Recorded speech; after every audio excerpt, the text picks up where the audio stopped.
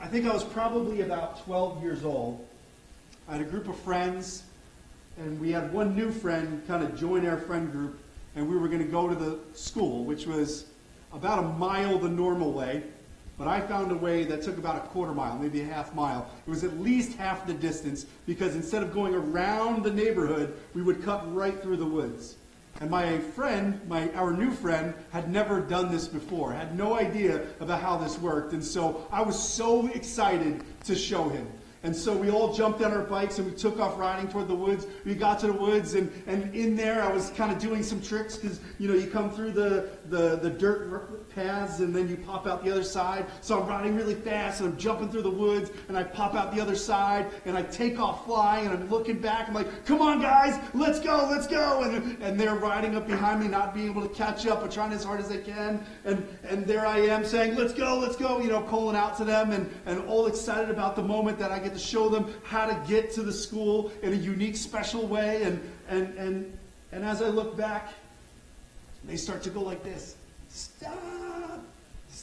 But, I'm all, my heart is beating. I'm excited. So I'm thinking they're waving to me. So I'm like, hey, no, it's this way, guys. It's this way. Trust me. This is the way. And I'm so busy focused backwards that when I turn around at the last minute, I realize that the way I used to go beside this building was a chain that draped between two poles.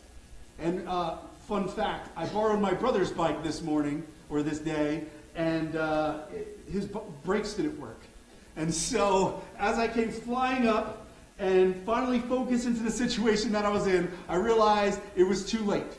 There was no turning back. And I remember I hit this chain, and I don't know, I thought when you hit a chain like that, you'd go, whoop, and like fly over it or something. I don't know how this works scientifically, but this is true what happened. I hit that chain, it stretched out, it picked me up, and it flung me like a rubber band. And I went flying through the air. I landed on my back. I got all scraped up. I'm laying there in a pool of blood, and my friends were all up laughing at me, because I lost focus of where I was going. See, I had an idea of where I was going, but I wasn't looking. I got distracted. I was so focused on the moment of doing the Papa Wheelie, of looking back and making sure my friends were close by it, that I got so busy looking around that I forgot the focus of what I was doing. And I think we do this time and time again in our walk, is we can lose our focus on what's most important.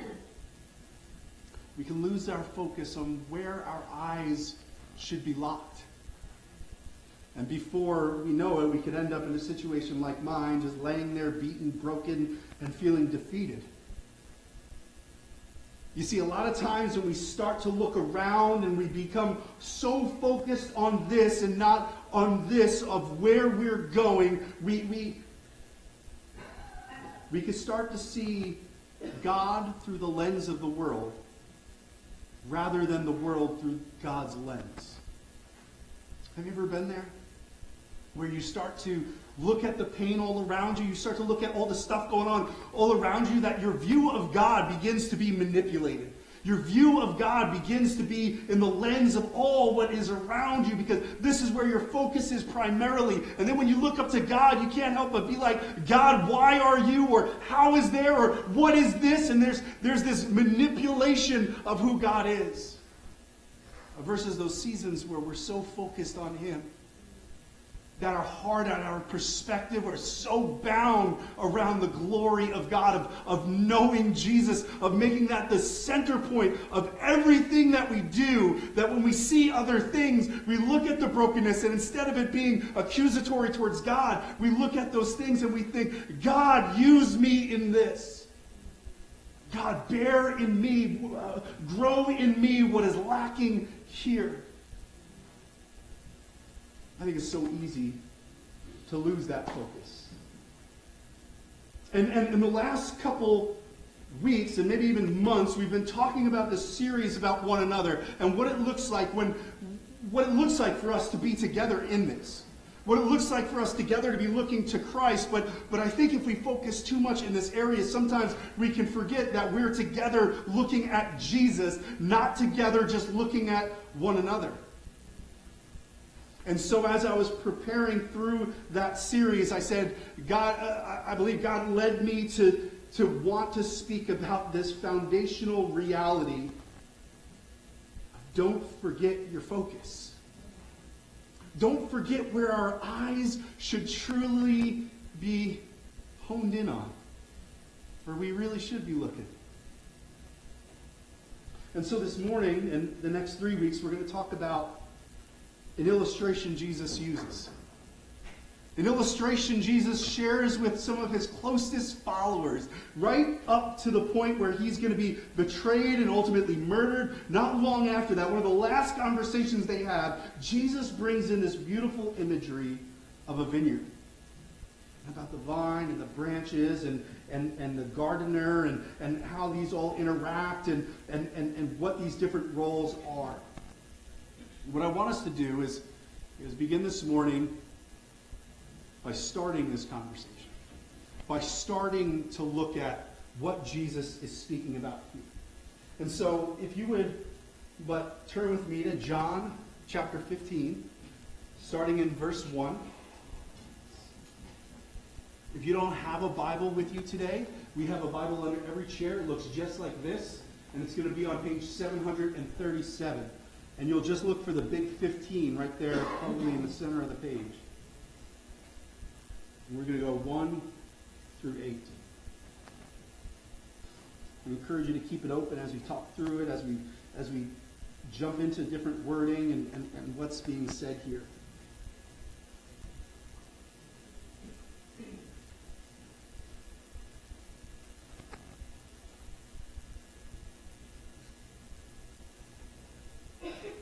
I am the true vine, and my Father is the gardener. He cuts off every branch in me that bears no fruit, while every branch that does bear fruit, he prunes, so that it will be even more fruitful. You are already clean because of the word I have spoken to you. Remain in me as I also remain in you. No branch can bear fruit by itself. It must remain in the vine. Neither can you bear fruit unless you remain in me. See, I, Jesus, am the vine. You are the branches. If you remain in me and I in you, you will bear much fruit. Apart from me, you could do nothing. If you do not remain in me, you are like a branch that is thrown away and withers. Such branches are picked up, thrown into the fire, and burned. If you remain in me, and my words remain in you, ask whatever you wish. It will be done for you. This is to my Father's glory that you bear much fruit, showing yourselves to be my disciples. Did you catch it? Did you catch where we are in this vineyard? Did you catch what piece of this picture you and I are? God's called us to be branches. And we're a branch that shoots off of this vine, but what is the purpose of a branch? What does he say is the reason for the branch's existence? Why is it even there to begin with? And it's simple, these words, bear fruit. If you don't know the word bear, it's make fruit. It's emerge, like have fruit come out of you, right? That's what he's saying. He's saying that the purpose of a branch is that it makes fruit. It's not getting strong enough to build a house with. It's not there to be beautiful like a flower. It's there to be fruit. That's bear fruit. That's its job. That's its whole purpose of being there. And so I think one of the things that jump out to me here, one of the things that I think begin this basic idea, the purpose of the branch is to give off fruit. So if this is our purpose as branches, to bear fruit, I think the next logical question is, well, what is fruit? What does it mean to bear fruit? What does it mean to have fruit come forth? Well, look with me at Paul's play on the same words. I think it brings some clarity to Jesus' words as well about bearing fruit. Paul words it as this. Notice, the fruit of the Spirit is. This is so important. This is so crucial that it's the fruit of the Spirit. before I go on, I just want to say something. Is this fruit of the Spirit, as in there's something there already, and out of that emerges this fruit. And the same thing with Jesus is that there's something there already, but he emerges out this fruit. See, an apple tree doesn't sit around going like, got an apple. You know, like I'm really good at making apples. But instead, the very nature of an apple tree is that it makes apples. The very fact of how an apple tree works is that it emerges with apples. That's what it is there for. And so when the Spirit is there, when the Spirit is indwelling a person, when God himself is changing everything about us, it produces a difference coming out. And we call that fruit. But look at how he words it. Love, or the descriptors. Love, joy, peace, forbearance or patience, kindness, goodness, faithfulness, gentleness, and self-control. Notice something about this fruit. It's not the fruit of your labor. It's something far more central to who we are. It's not about what we're doing. It's more about who we are. It's more about what is at the basis of our identity, at the basis of our actions and the reasons behind our actions. It's the love we display. It's the joy we live in. It's the peace we experience. It's the patience we display. It's the kindness we bring to the world. It is the goodness that is seen in us. It is the faithfulness that we stand in. It is the gentleness we touch with. It is the self-control we act out of. This is the beautiful fruit God desires in you. It is the foundation of that. It is not the fruit of our labors. He desires you to produce this. He desires and has built us to produce that. And in its production, ultimately, when it gets to the wine, when it ultimately gets to the drink, it's going to look different based on the different kind of fruit that emerged out of there. But it's all got to come from the same place. It's all got to come from the foundations here. It's prior to action. So your purpose is not to make the perfect wine or make sure that people appreciate the fruit. Your purpose is to produce fruit and leave the results up to God. Produce fruit. Depend on, and we'll get into this, depend on the source to provide that fruit in you. And if you're doing what you've been built to do as a branch, you're there to produce it purely and beautifully, regardless of the results. So how? How? If this is the fruit, if this is where it comes from, and I've already touched on this a little bit, where does this come out of? Look at verse 4 with me. Remain in me as I also remain in you. Remain. That word remain that is repeated throughout this chapter literally means to live with.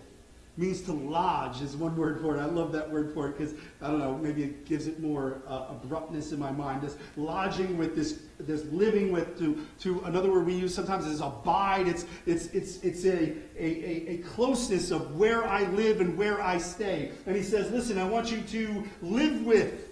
I want you to abide in the vine. I want you to remain here. I want you to lodge here. Like this is where you stay.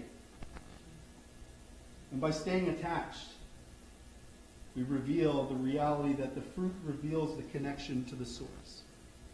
See, our fruit is simply revealing the connection that we have to the source. This is why, in part, my hope always every Sunday morning is not that I say words that are clever or say something that you'd be like, wow, Scott really knows his stuff, right? Like I want us to leave and be like, I don't know what Scott was talking about, but God is good, right? or whatever it is, these words are used to point us to him and point us to the source, and that we don't try to draw from more than the source, who is Jesus. The true source, as he talks about. Because listen, there's a reason he said true source, or the true vine, is there's a lot of false ones out there. There's a lot of things that say, hey, if you graft to me, you'll find more peace. If you graft to me, you'll find real joy. You'll find peace to face your trials if you simply attach to these other ideas. But much like a small child who decides they're going to run away, we realize the limitation there. I think of when I was a small kid, and I don't know if everybody went through this as a child. At some point you're like, I'm moving out.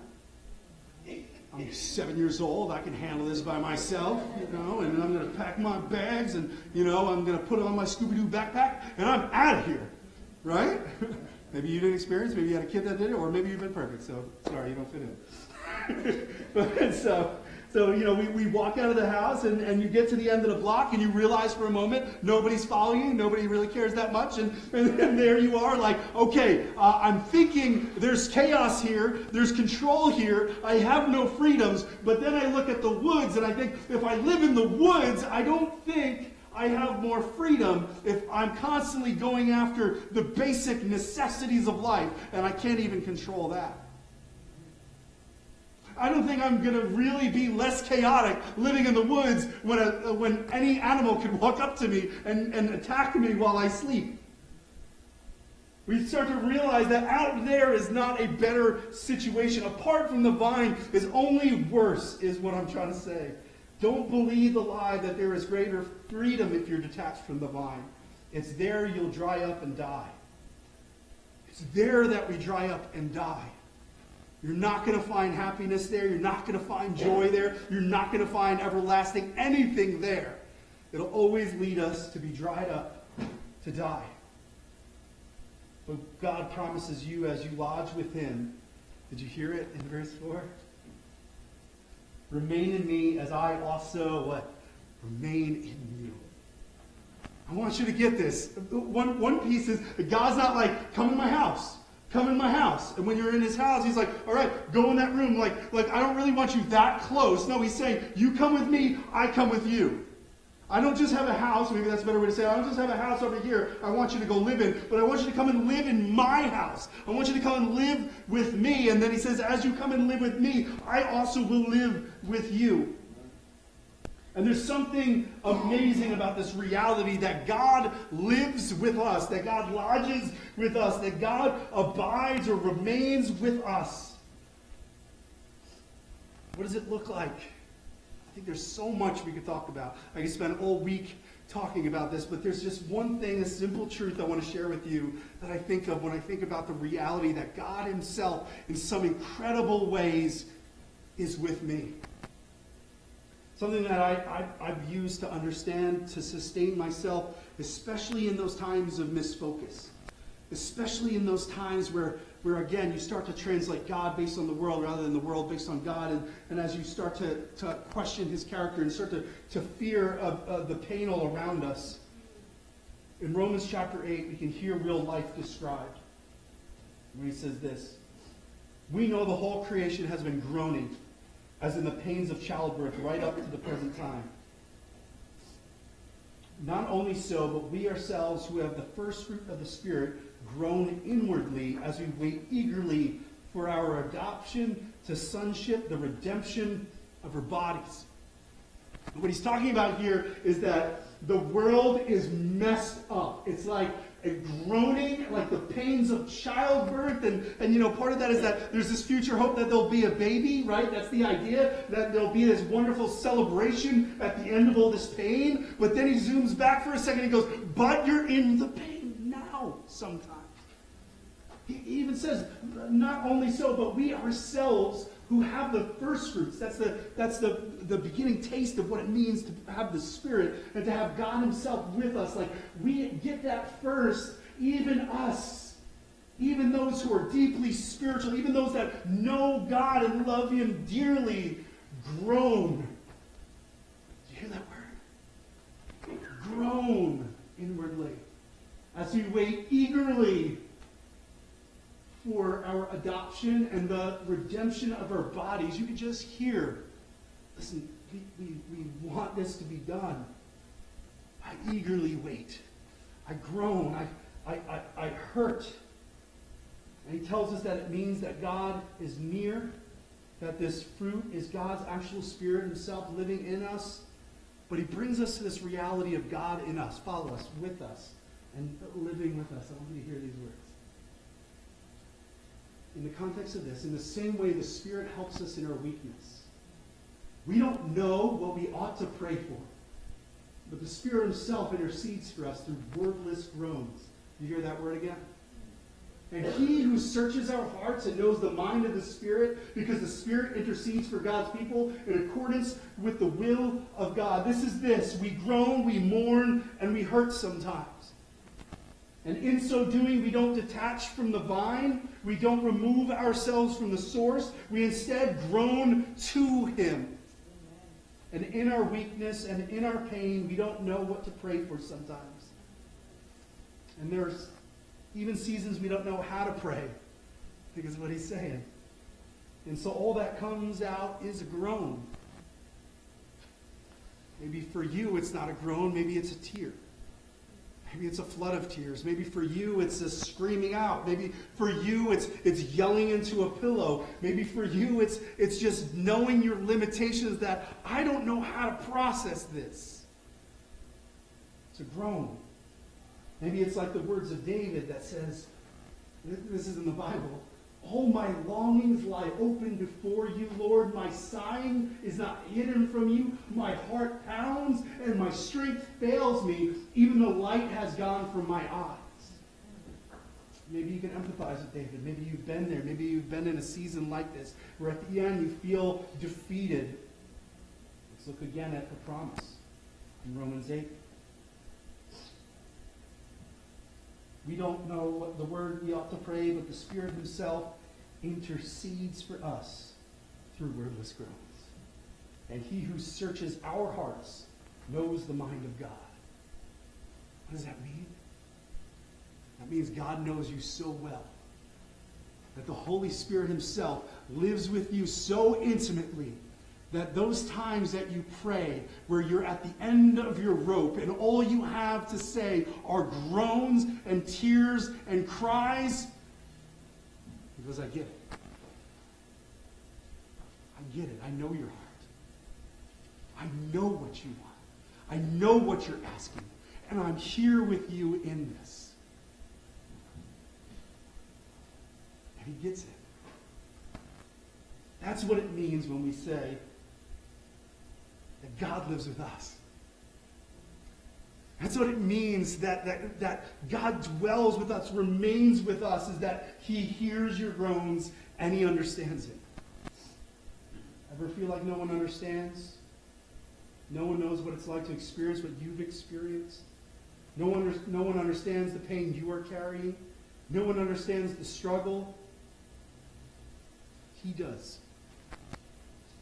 Others might not. But he does. He does. And he wants to lodge with you in it. He wants to live with you in the midst of that. He wants you to sit beside him by the fire and talk through that. He doesn't want you to run out of the house and talk about how chaotic the situation is. He wants you to sit and abide and remain in him. He wants you to be home. So this morning, if you feel like quitting, don't do it. Remain. Remain in him, abide in him, live with him. Draw from him, because he is the source of the fruit. You want peace even in the midst of your hardships?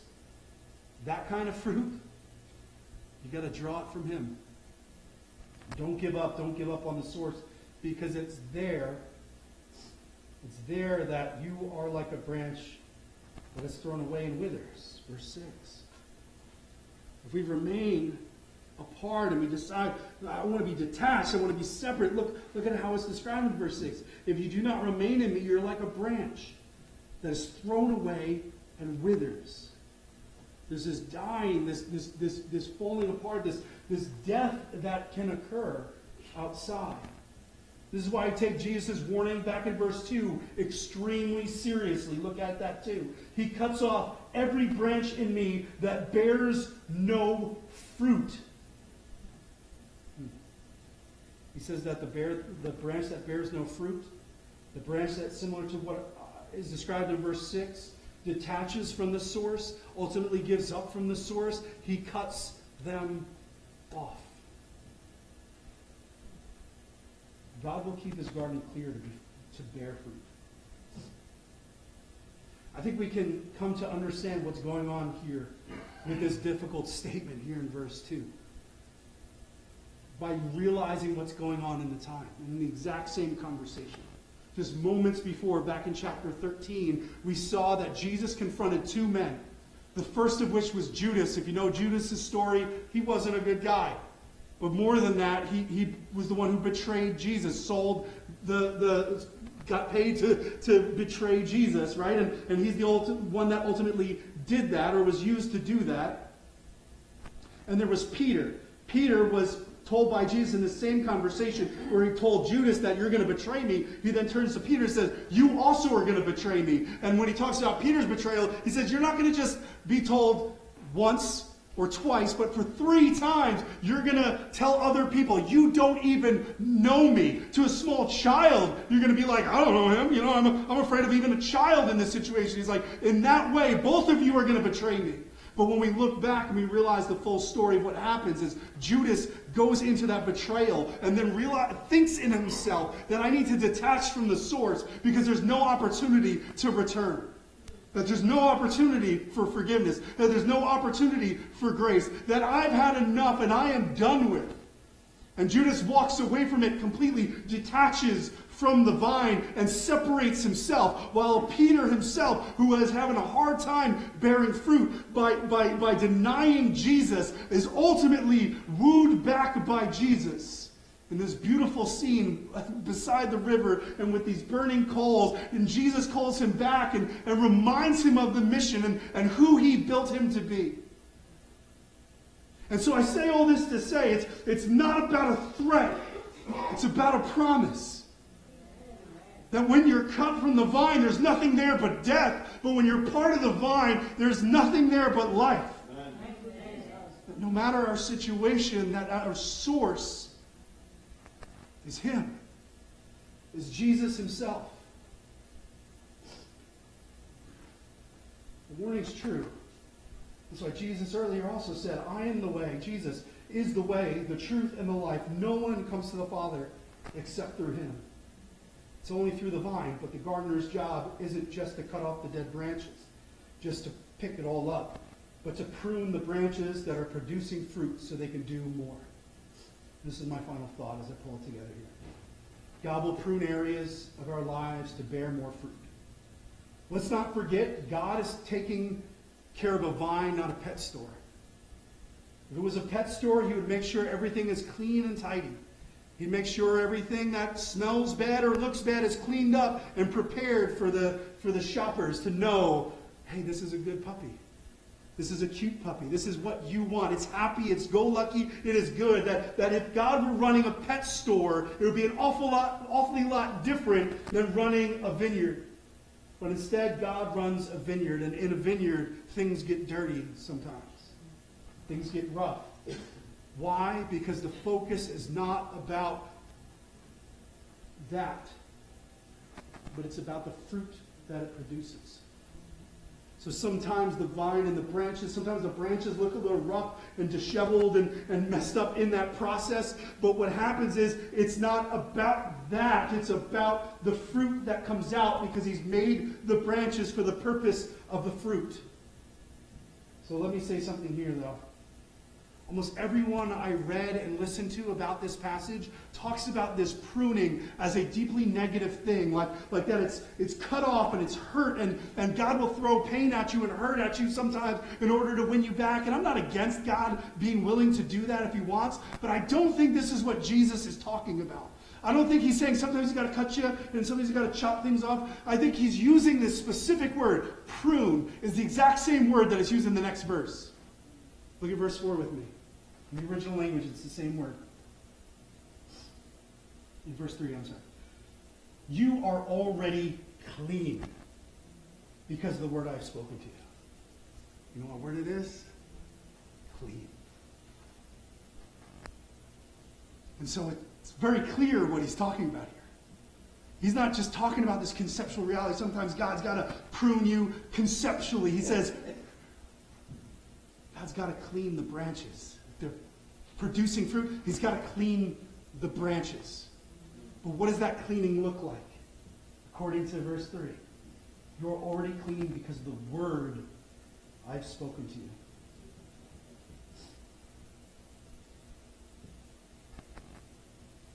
His word is the avenue.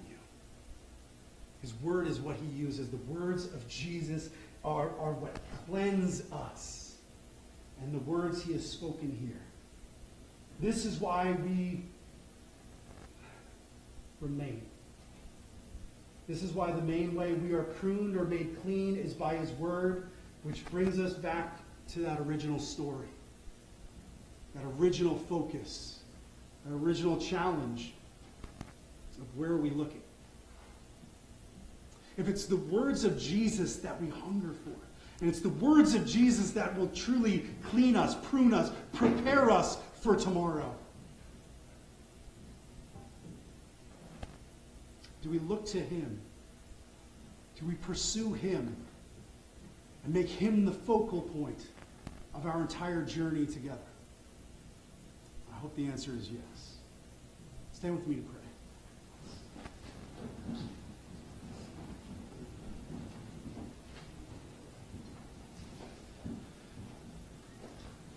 Holy Father, I thank you so much for your word. I thank you that it is alive and it is powerful, and that your words are not just words that were spoken 2,000 years ago, but your words are ever present in our lives. God, I thank you for sending Jesus into this world. God, I thank you for giving us your word. God, I thank you for giving us the opportunity to produce fruit, even if we're not the most beautiful branch in the garden. But God, we ask of you to cleanse us, to prepare us, to prune us, to do in us what you desire, not for our benefit, not so I can have more cars or more money or more happiness, but so you might get the most glory you deserve. That when people look at this vineyard here, they see fruit. That others see love, others see peace, others see patience, others see joy. God, I pray that you produce that in us, so we can't help but see the world through a lens, your lens, and through you. In Jesus' name. Amen.